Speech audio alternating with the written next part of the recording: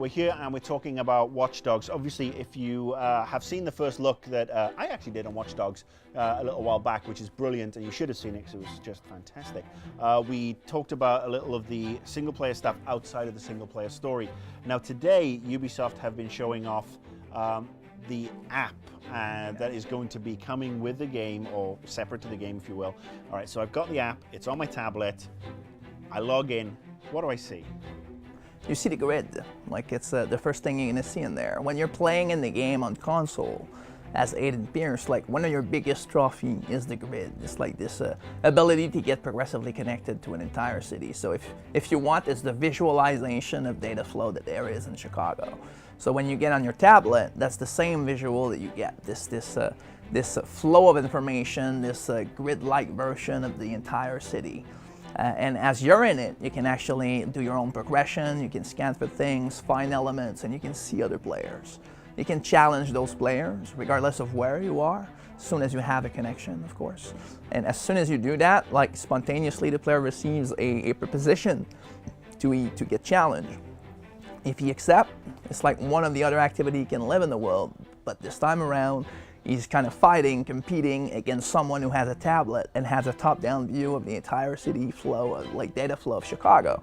So he's fighting a man who can control the choppers, who can rearrange the cop disposition, who can act the city against them. So it creates a pretty unique real-time experience that he couldn't live with another guy with a different controller, for example. So we needed to bring that uniqueness or leverage what's unique about a tablet. Squad, suspect back in view. We are on him. Over. Still no sign of suspect. We'll keep looking.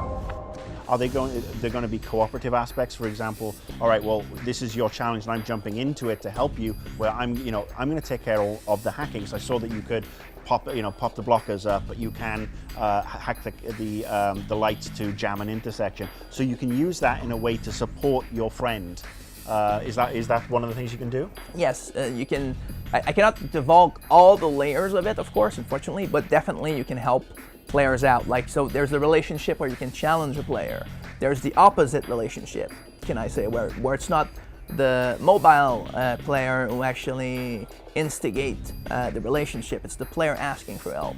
So you can have that too, and then he can show up and help you out with the same kind of tool that you've seen with the competitive mode.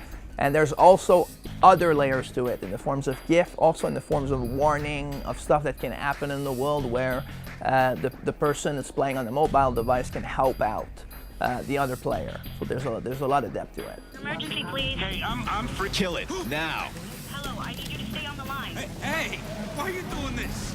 I'm going to go out there and ask you. You are a perceived open world game. I mean, it is Chicago. It's a big city. You're coming out in November.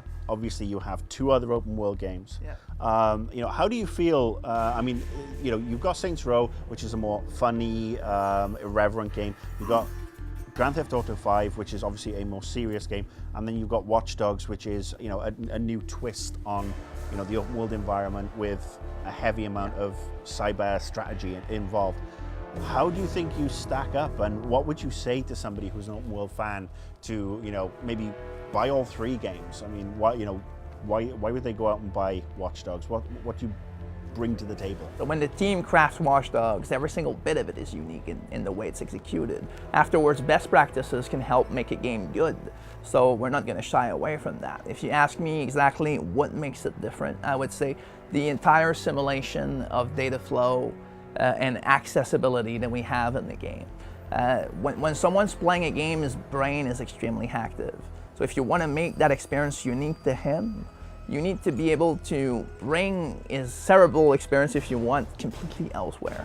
So that means different ways of playing every layers of the game. So at the micro level at Watch Dogs, you can stand still and watch people around for 20 minutes. So there's a very dense amount of information and experience out there. So it's not about adding extra districts or stuff like that where you can do roughly the same thing.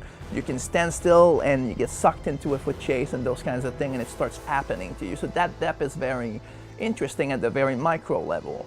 But if you go all the way up, Like then all the possibilities when you get into those situations, acting around layered on top of anything you can do, like driving, shooting, and all of that, brings you to a place where when you play the game, your options, everything you consider as a potential solutions to your problem, is completely out there and different. Like, oh, I'm going to use that bridge, I'm going to come by, I'm going to bring those cops there, I'm going to hack the train, I'm going to stop the line of sight of that sniper by putting the train up there because he happens to be there right now. So if you're playing any form of game and you think at the micro level differently constantly, then your game is pretty unique and different. If you don't do that, then it's just an envelope. It's just something I can talk about with you and say it's different because of A, B, C, and then you play it and you're like, I really don't get it. I really don't feel it actually exists. So I think that's what makes it very different. It's been designed to be omnipresent, and it brings completely different ways of interacting with your surrounding. Suspects in custody. Watch Dogs is out in November. I'm sure you've got a lot more work to do before it hits. Like, it's a big game. We're never going to stop until it's on the box. Cool, thanks. Thanks a lot. 961 Charlie, your squad put out an all call. We need backup ASAP.